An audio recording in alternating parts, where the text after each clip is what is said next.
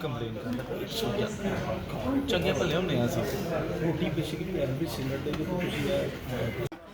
ਗੱਲਾਂ ਕਰ ਰਹੇ ਹੋ ਪਰੇਸ਼ਾਨ ਕਰ ਦਿੱਤੇ ਉਹ ਜੋ ਇੱਕ ਜਵਾਬ ਖੜੇ ਹੋ ਕੇ ਠੀਕ ਹੈ ਨਾ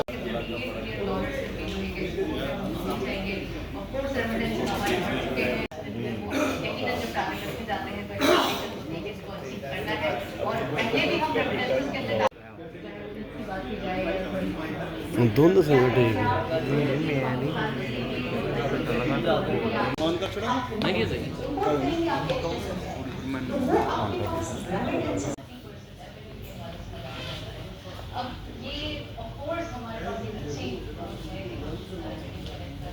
दूसरा बजट है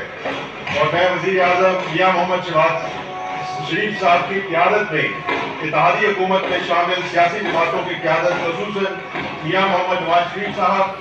बिलावल भुट्टो जरदारी साहब, खालिद मकबूल सिद्दीकी साहब, चौधरी शुजात हुसैन साहब, अब्दुल अलीम खान साहब और जनाब खालिद हुसैन बख्शी साहब का रहनुमाई के लिए दिल की अता गहराइयों से शुक्रिया अदा करता हूँ। जनाब स्पीकर, ये बजट एक नहायत अहम और तारीखी मौका पर पेश किया जा रहा है जब कौम ने हालिया दिनों में